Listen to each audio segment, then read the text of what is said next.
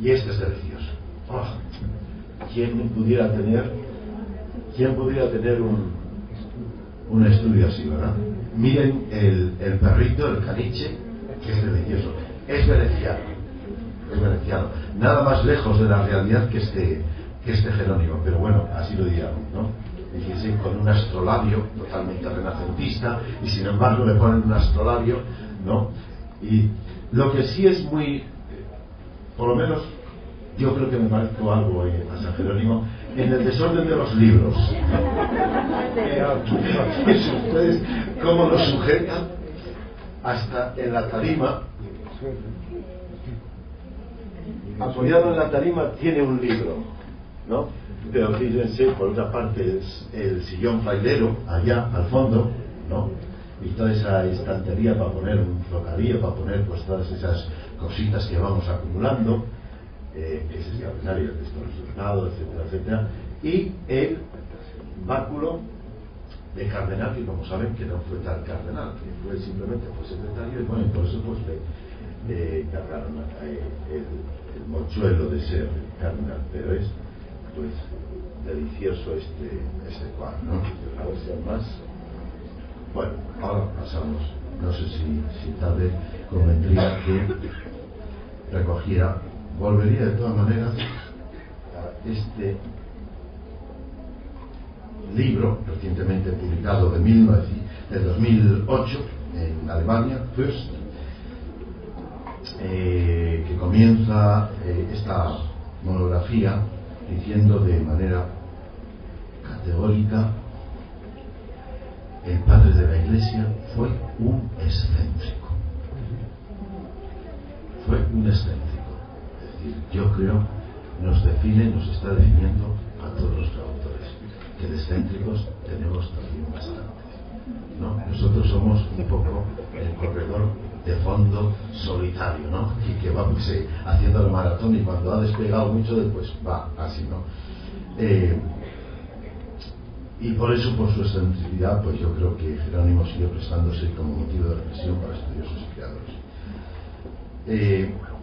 Pues bien, junto a estos destacados personajes, estos tres que he dicho, que ocupan un puesto central en el arte, en la iconografía y en la historia, que son la Marina, San Jerónimo y Lutero, pues hay toda una serie de personajes universales de la historia a los que la profesión les abrió las páginas de la memoria de la posteridad. Una turba multa de traductores, intérpretes, de soldados de la versión, que en parte duerme un poco el sueño del olvido, del que despierta ocasionalmente, gracias a las actuaciones profesionales que en ocasiones han corrido parejas con sus hechos o incluso fechorías históricas o literarias. Algunos de ellos han merecido su paso al género biográfico, género que, por supuesto, también forma parte de la literatura, y otros han dado testimonio historiográfico de lo visto, oído y traducido, es decir, han pasado a la historia de la autobiografía. Sin llegar a la categoría de reformadores del cristianismo ni a cómplices de un evento de envergadura histórica como la Malinche, hay muchos autores que esperan la atención del historiador o del creador para lanzar también su mensaje vital o profesional a una sociedad necesitada de valores y de paradigmas de comportamiento. Por ejemplo, Tyndale,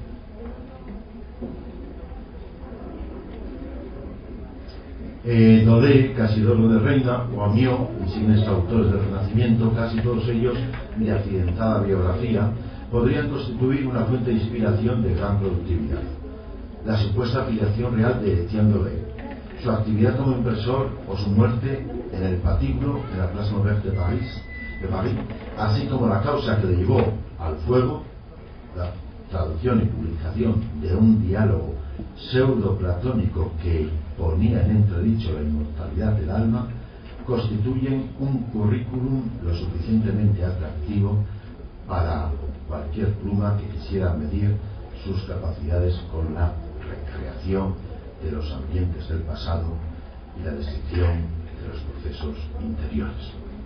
Por su parte, Tyndale, primer versor al inglés de una Biblia de inspiración luterana reformada, vería perseguidas no solo su traducción, sino también la serie de tratados, vería perseguidos la serie de tratados escritos con intenciones reformadoras, tanto en Inglaterra como en el continente donde residió durante años y donde acabó ahorcado y quemado en Flandes.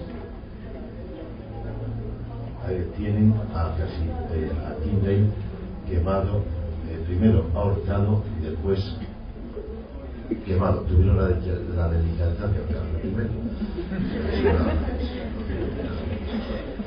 Y tenemos también, por ejemplo,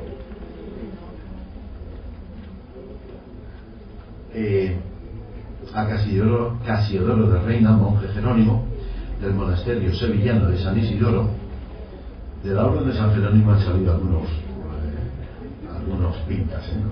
Pues uno de ellos, Casiodoro de Reina, monje jerónimo del monasterio sevillano de San Isidoro, tuvo que huir a la Alemania reformada para salvar la vida ante la Inquisición y poder dar a la imprenta su traducción de la Biblia, dejando tras de sí una amplia estela de contactos y relaciones.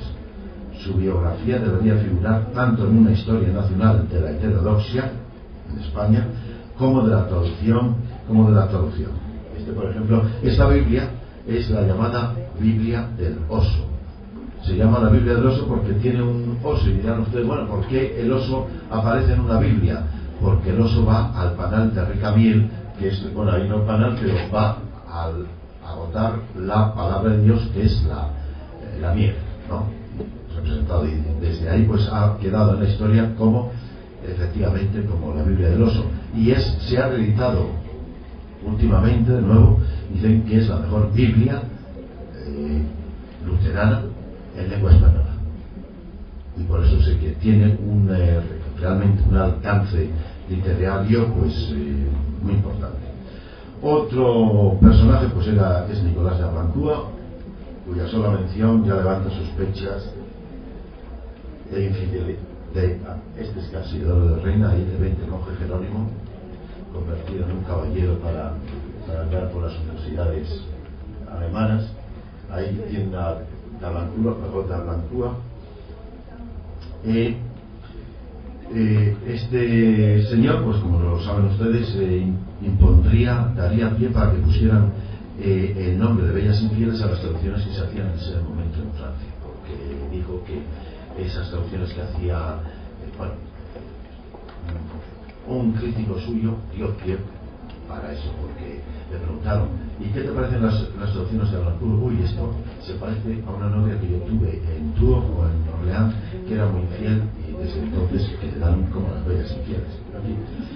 Y otra gran personalidad en los anales de la traducción, y que de estos ha saltado modestamente a la historia general, es la de Justin Berthoud, hombre de letras y empresario que en los años iniciales del Weimar clásico se dedicó a propagar las literaturas portuguesa y española, iniciando una actividad como editor, traductor y publicista, e invirtiendo unos años en la segunda traducción del Quijote al alemán, actividad que con sentido muy pragmático utilizaría para perfeccionar sus conocimientos de español. Él tradujo mientras aprendía español. En 1775 daría a la imprenta el resultado de la misma, presentando al público alemán la obra de Cervantes y la de Avellaneda en una misma edición conjunta, cuya ilustración encargaría del grabador Jodorowsky. Ahora los presento, y los rendimientos de esas traducciones que él hizo pues le proporcionarían un importante bienestar económico. Uno de los pocos traductores que se ha hecho rico, es decir, con el Quijote de 1775 se compró una parte del jardín ducal, y que le permitió establecer en Weimar una oficina de industria dedicada a la impresión y edición de libros y a diversas actividades industriales y artesanas como por ejemplo la fabricación de flores de papel. Y hoy en día su casa es el museo de la ciudad de Weimar. Este es Gertrude. Es muy famoso porque fue el que ayudó a traer a Goethe, a Herder y todos estos grandes a Weimar. Fue el tesorero del duque. Fue antinapoleónico.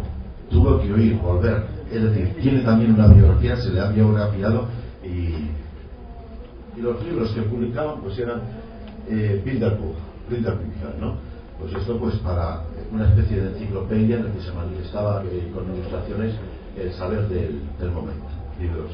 Bueno, ya veo que están ustedes impacientes, casi voy a abreviar, a pasar la ilustración del Quijote de Jodorowsky, con esa intención de ilustrar al pueblo. La ilustración de su Quijote, que es muy infiel, el Quijote le faltan muchos pasajes, y yo quería hablar pues de otros que ya voy a acabar. Entonces quería presentar también todos estos traductores viajeros,